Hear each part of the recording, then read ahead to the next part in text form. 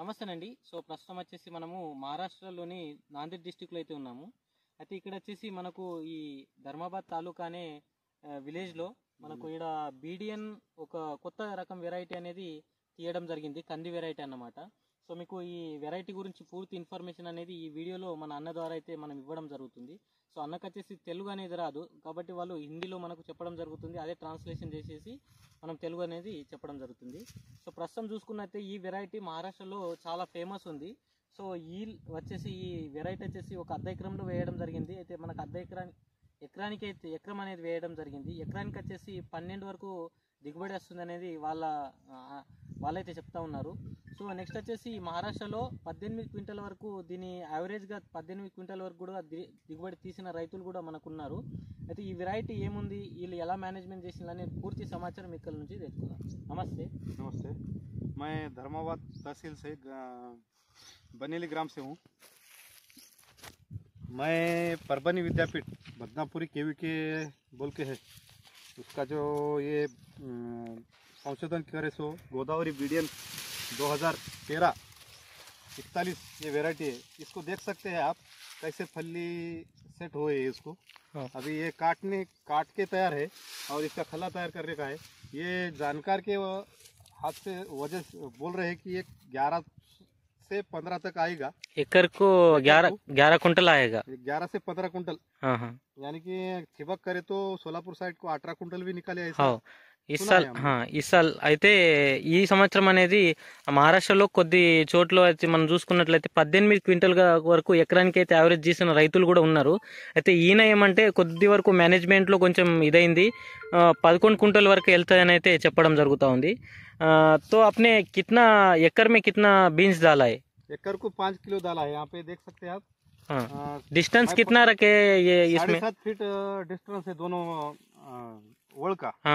అయితే 2 సార్లు మధ్యలో మనకు 7.5 ఫీట్ల డిస్టెన్స్ ఉంది.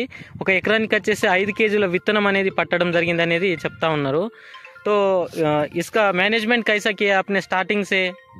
इसका मैनेजमेंट देखो, 30 दिन को एक बार इसको काटना पड़ता है।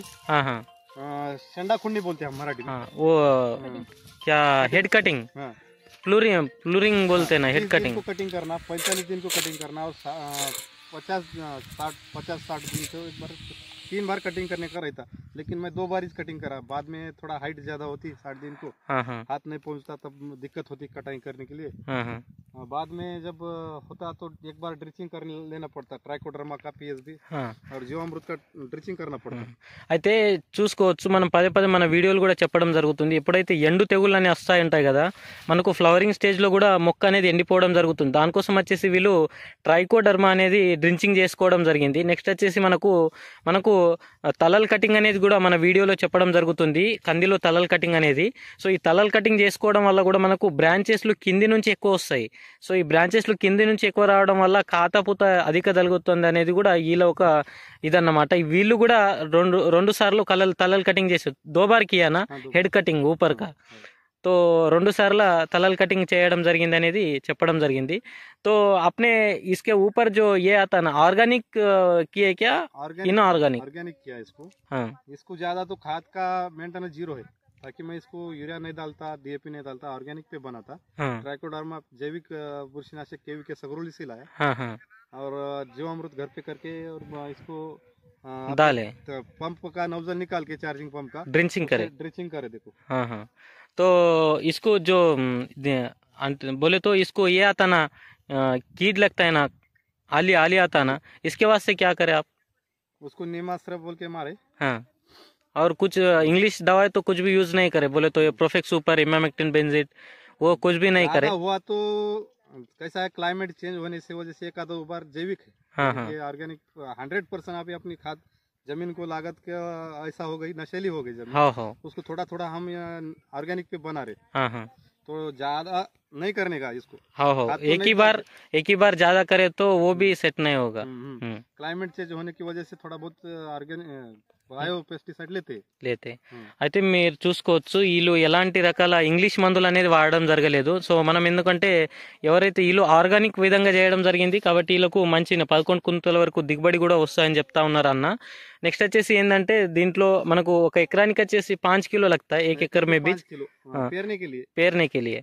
तो इसको जब छिपक और करेंगे तो उसको और अच्छा आएगा और ये ఉత్పాదన అచ్చా అయితే చెప్పడానికి ఏంటంటే మనకు టిబక్ కానీ వాటర్ కానీ ఇచ్చినట్లయితే ఇంకా దిగుబడి అనేది ఎక్కువ వస్తుందని చెప్పడం జరిగింది. ఏ వెరైటీ आप कहां से लाए ये వెరైటీ?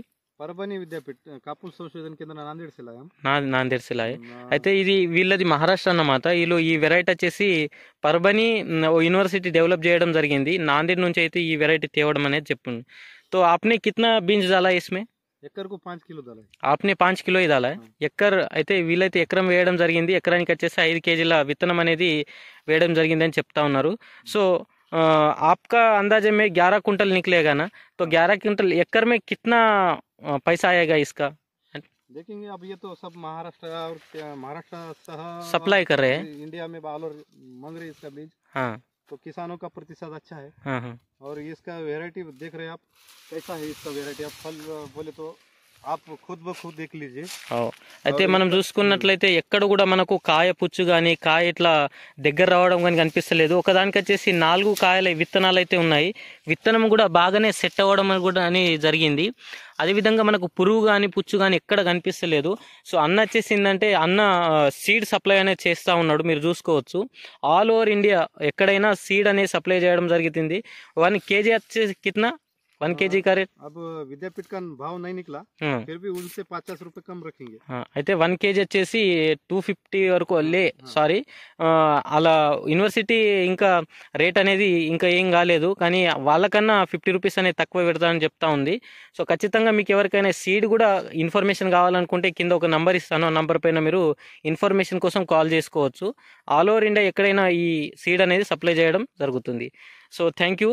तो आप क्या बोलना चाहते हैं फार्मर्स को, तेलंगाना और आंध्र फार्मर्स को? ये वैरायटी अच्छा है, डाल लिए तो अच्छा आता. ये ऑल ओवर इंडिया प्रोवाइड कर सो है ये वैरायटी. कौन सा भी सॉइल में ये सेट होता ना? सॉइल कौन सा? एक पानी निचरा होने की जमीन होना, खाली पानी ठहर के नहीं रहना इसको. हाँ. जब पहाड़ बारिश होता कहाँ भी ठहरता वैसा पानी नहीं जमीन नहीं होना. और ये आके पानी चले जाना कितना भी बहने दो कुछ नहीं होता. और सॉइल रेड सॉइल में सेट होता. रेड सॉइल होने तो उनको पानी की ज्यादा दिक्कत होती. पानी ज्यादा देना पड़ता है उनको, बार देना पड़ता है. तो एवरेज में भी होता है. तो अपन पानी नहीं दिए तो भी वो ऊपर का पानी बारिश का पानी से भी कितना आता है ये? कोरडो जमीन को अपने को आएगा एक 10 कुंटल तक आता. 10 कुंटल అయితే 7 कुंटल से 10 कुंटल तक पकड़ो. అయితే నేను ఏం అడగడం జరిగిందంటే మనకు వర్షాధారం పైన కూడా మనకు 7 నుంచి 10 క్వింటల్ వరకు దిగుబడి వస్తుందని చెప్తా ఉన్నాడు. ఎలాంటి రకాల సాయిల్ అయినా ఈ విత్తనం అనేది సెట్ అవుతుంది. అదేవిధంగా మనకు ఎర్ర నేల కావచ్చు, తేలికపాటి నేల కావచ్చు, అన్ని రకాల నేలలో మనకు ఇది సెట్ అవుతుంది. నెక్స్ట్ వచ్చేసి వర్షాధారం పైన కూడా ఈ వెరైటీ అనేది తీయొచ్చని రైతు చెప్తా ఉన్నాడు. సో మంచి ఇన్ఫర్మేషన్ అయితే ఇచ్చాడు. Thank you watching this video అన్న. Thank you.